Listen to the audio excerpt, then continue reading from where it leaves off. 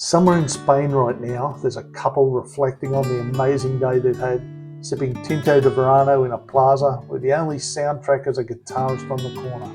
The streets are cobblestone, they can see the ancient walls of the city at the end of the block, and there isn't a tourist bus in sight. It's a shame it isn't us. It sure is. Anyway, this isn't Barcelona, and it isn't Madrid. It's one of those towns most people rush past, either ignoring completely or not giving the respect they deserve as they breeze through on a rushed day trip bus tour, which is their loss, because these are some of the most romantic and wonderful places we've found in Spain. They sure are. We did our best to sample the Tinto and the tapas in all of them. And I think we probably succeeded. So let's start with one of the least known towns, but one of the most magical, Albarracín.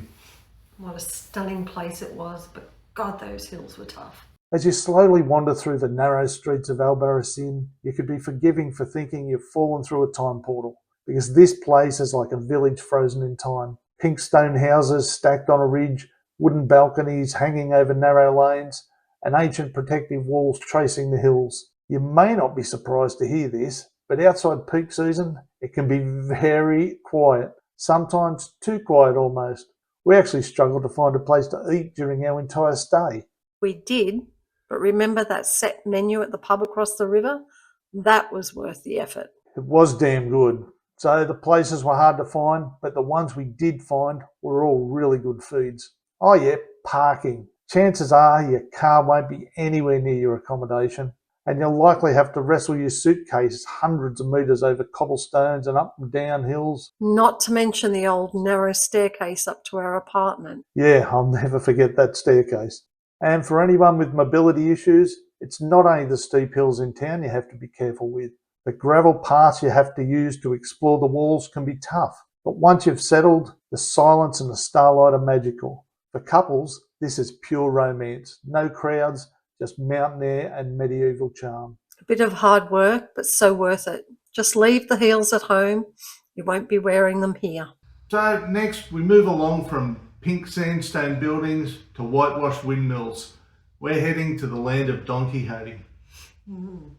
This was in the middle of nowhere, but it was so picturesque. Consuegra is a little town with a big attraction. A row of white windmills lines the ridge overlooking the town, the sails creaking in the breeze above the plains of La Mancha. The atmosphere is windswept and wide open.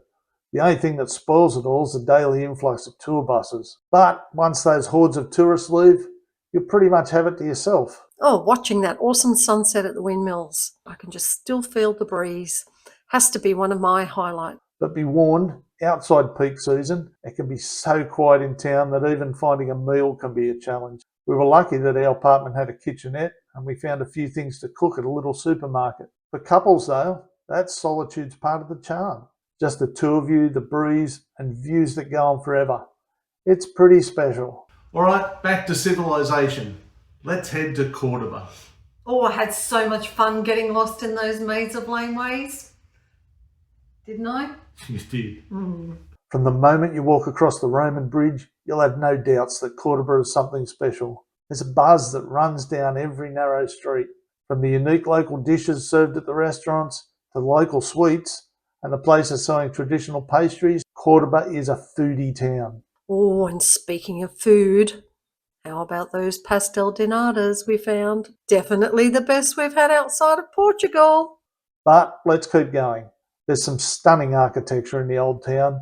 The Mesquita is unforgettable. Those red and white arches are like walking through a dream. And don't skip the gardens. They were so beautiful and worth every cent of the entry fee. Yeah, I'll give you that. I was reluctant to pay a fee to go into a garden, but it was worth it. A tip from experience, I mentioned walking across the Roman bridge earlier. That's because I recommend you not even think about trying to drive in the old town. Find accommodation across the river and walk into town. You'll thank us later. For couples, Córdoba is intimate, atmospheric, and surprisingly easy to explore. The roads may be mostly cobblestones, but the town's flat and walking is really comfortable. Now let's head from gardens and history to sunshine and seafood. It's time to head for the coast. Oh, did he say beach? Let's go. Let's go to the beach. If you had your way, we'd spend most of our time on the beach.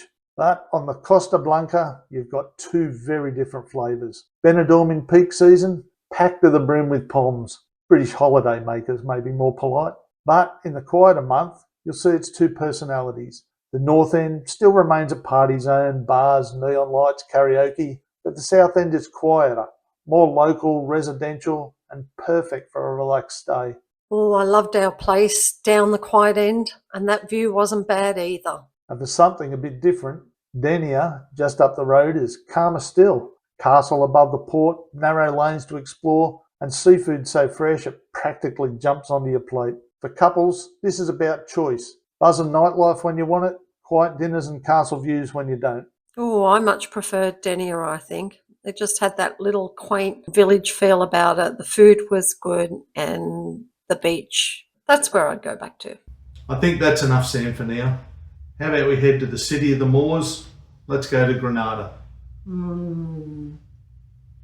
This is where he disappointed me. Big time. But at least the town did not. Granada is a city of contrasts. The Alhambra is breathtaking, Moorish palaces, gardens, and a seemingly impossible amount of history wedged into a single city. The city itself is hilly, though the centre's fairly flat. The Albayacin area, or Arab Quarter, with its lantern-lit lanes filled with delicious smells of tagine dishes coming from everywhere, and views back to the Alhambra, is unforgettable. And the Turkish delight that we found there. I think you bought all dozen or so flavours. And I loved every bite. Now, I have an important tip for you. Don't make our mistake. You can't just rock up and expect tickets to get into the Alhambra. They can sell out more than a month in advance, we found out. You can still get into some parts of the palace and the grounds without a ticket, but if you want to see it all, booking early is essential. Because let me tell you, telling your wife that she can't go and see one of the places that was on her must-do list. I still can't believe you did that. So now we go from palaces to a couple of special little towns. Ronda and Setenil de las Bodegas must be on your itinerary. These were two places I was really looking forward to the most. And guess what? They didn't let me down. I think Ronda is Spain's drama queen. The Puente Nuevo bridge spans a gorge so deep it makes your knees shake. Oh, the height certainly made your knees shake. Did you look over the edge at all? Wuss. No way. I don't think I went within a metre of it. It may not be immediately obvious, but Ronda is more than just that famous bridge. Stay overnight and experience the magic. Quiet cobblestone streets, sunsets on the bridge, and the romance of a cliff-top town. But when the tour buses roll in every day, it feels like one of those ponds where you throw food and hundreds of fish go mad. Crowded, noisy, overwhelming. Well, it does get a bit busy, but luckily there's another interesting place nearby that you can escape to. Yes, there is. It can also get a bit busy, but nothing like Ronda. And that place just down the road is Setenil de las Bodegas, a town built right into the rocks. I had to wonder though, with so much open land around, albeit stuffed with millions of olive trees, why did they build into the rocks? It shouldn't work, but it does. Cafes under boulders, shady streets, and a vibe you won't find anywhere else. Well, honestly, Sentinel looks like it was built as a movie set, but then the cast and crew decided not to leave. Let's move on to somewhere very different. Head north and we go from olive groves and caves to pinchos and waves. We're going to San Sebastián. You kept saying this was too far away, didn't you? It was. But you're glad we ended up there? I am. Just as well. But this place is a long way from the other towns on the list, not only in distance, but in style, food and general vibe. It seems more continental, which I suppose is no surprise since France is so close. You can pretty much walk there. You can try and walk there. I'll wait here and I'll have another wine. On second thoughts, yeah, the wine sounds better. Although the day we drove across the border to Saint-Jean-de-Luz was nice. And I found the pinchos you get in San Sebastián were a lot more exciting and varied than most tapas around Spain. And you should absolutely design your own pincho crawl. In the old town, you'll find dozens of little bars and pincho places with some pretty unusual selections. Oh, it's a lot of fun trying the food, but getting a drink at each place took its toll. Yeah, I seem to remember that we struggled a bit getting out of the chairs at the last place. And another thing to love about San Sebastián is La Concha, golden beach curving around the bay, with a promenade perfect for strolling of an evening with a nice ice cream. For couples, it's indulgence, food, wine, beach walks, and a little splash of French flair. Let's move on from northern elegance to some southern passion. Time to get our flamenco on in Sevilla. I think that this just might be one of my most favourite places now to go. Favourite city? That's a big call, but I can understand why. Sevilla is passion. Flamenco echoing in the streets, orange trees shading every plaza, and try not to swallow too many flies. What are you talking about? The flies weren't a problem. Well, the city's so beautiful you'll be walking around with your mouth open in awe. So, watch out for swallowing flies. Never mind. Anyway, make sure to find a nice bar or cafe, have a Tinto de Verano or two, con limon of course, and take full advantage of Europe's most walkable city. Perfect for any couple over 50, no matter what your mobility level. I think we averaged between 25 and 30,000 steps a day exploring the city, but it didn't feel like it. The cathedral, the Alcazar, Plaza de España, everywhere you turn there was something amazing to see. For couples, it's the perfect place to rekindle that spark. Outdoor dinners, lively music spilling out onto the streets, and plenty of wine flowing. Oh, I'd happily spend a month here, but maybe with less walking each day next time. Let's move on from the most walkable city to one of the toughest walking challenges out of all of these towns.